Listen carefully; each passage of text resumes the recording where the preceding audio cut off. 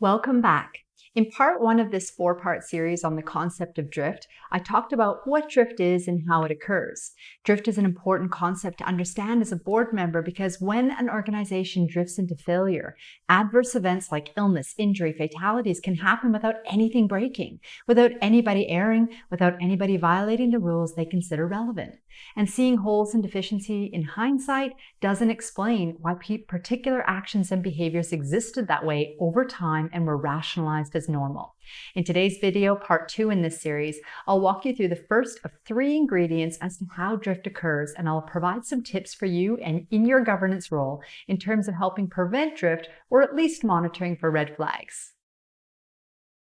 I'm Samantha McGolrick, and welcome to our little corner of the internet where I help purpose-driven board members drive systemic change and make a positive impact on the health, happiness, and resilience of society.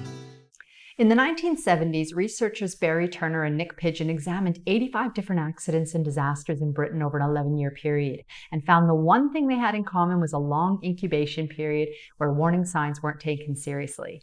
Now, this incubation period is the breeding ground for what's referred to as drift.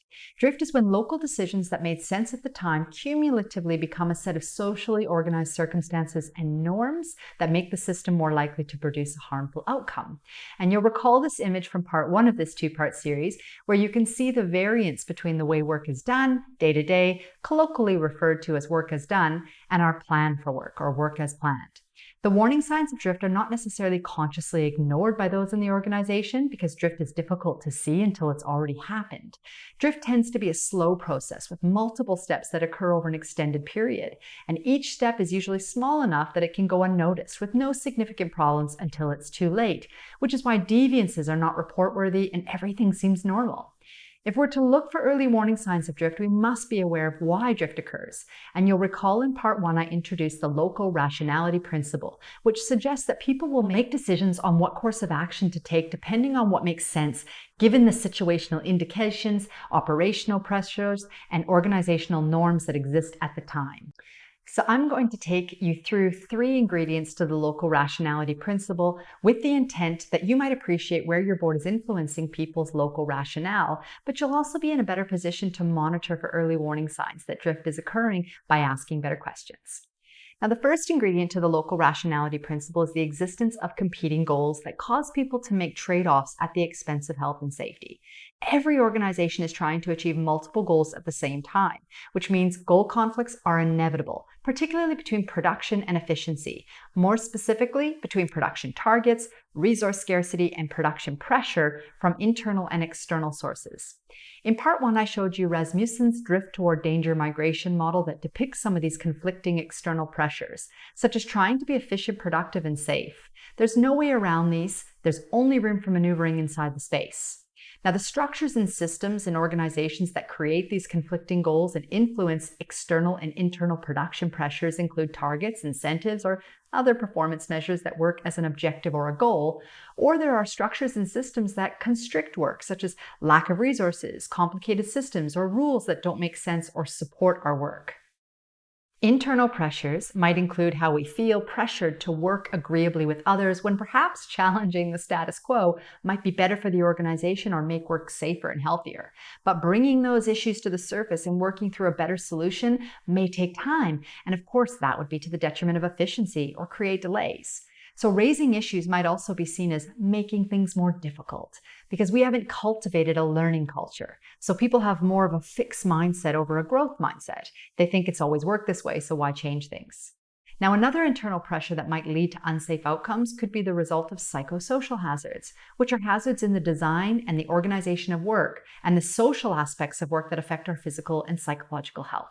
For example, we may have too much work to do and not enough control over our work, so we become stressed and over time burnt out. And because of this strain and feelings of injustice towards us, we will cut corners to make things more efficient but less safe. All of these forces prevent us from speaking up, even if we think something feels unsafe. The thing is, people actively make reconciling goal conflict their own problem. And this is an issue because humans have a tendency to choose efficiency over thoroughness where there's a conflict. But unfortunately, efficiency is usually at the expense of our health and safety. And when something happens, the board and management ask, why didn't they follow the procedure? Or we penalize people for not following the procedure. But that mindset ignores the structures and systems that influence people's decision-making and how everyday work gets done.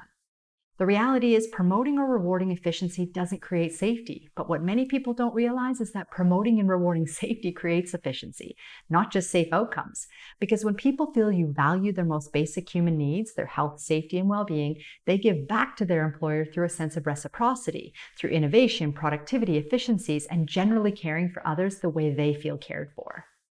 So you can appreciate that due to these natural internal and external pressures that exist in every organization, it's inevitable that people will compromise on health and safety to meet the various demands, constraints, and objectives that they're faced with. This doesn't mean that we accept that compromising on health and safety is okay. Rather, accepting this as a path towards recognizing that rules and procedures become less important in shaping people's behavior, whereas task demands, environmental changes, and social norms become more important. Another reason why safety is not all about rules. This means our attention and resources when it comes to delivering safe outcomes should always be on how can we make employees' jobs as easy as possible to do the right way. Because when our work is not easy, we go around things, we ignore policies and procedures, rules, and sometimes we'll even work to the detriment of our health and safety. This happens just as much in an office environment as it does in high physical risk industries. On the other hand, when our job is easy because we have access to, for example, the right resources, information, systems that support our work, the right way will inevitably be the safest and healthiest way because people want to be healthy and safe. People are not a problem for us to solve. They're the solution to efficiency, productivity, innovation, and a culture where people feel they matter. So we have to be particularly interested in how people view goal conflict with inside their local reality if we're to recognize drift.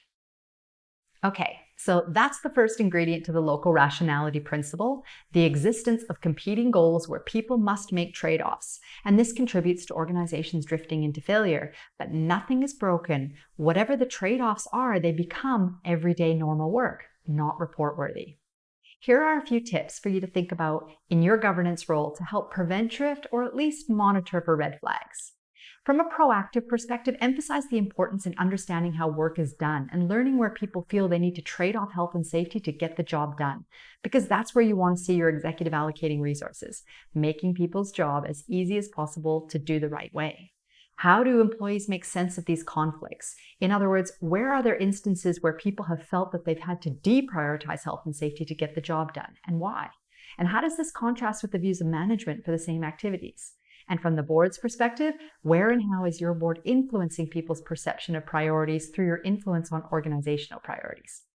From a reactive perspective, when there's been an incident, injury, or illness, or a fatality, look for context and understand the conditions of work. Understand the structures in place that support or promote the behavior.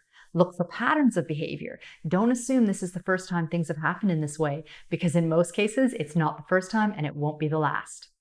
And reflect on your worldview. What assumptions do you hold about the system that might be preventing you from understanding what happened? A common misconception I hear from board members is that safety is all about rules, but I hope this video has given you some insight as to why that's just not the case. In part 3 of this series, I'll walk you through another ingredient to the local rationality principle that causes drift to occur and some further governance tips. I'll see you in the next video. Thanks so much for watching. If you enjoyed this video, I would love it if you click that subscribe button to help my content rise to the top so that others can enjoy it as well.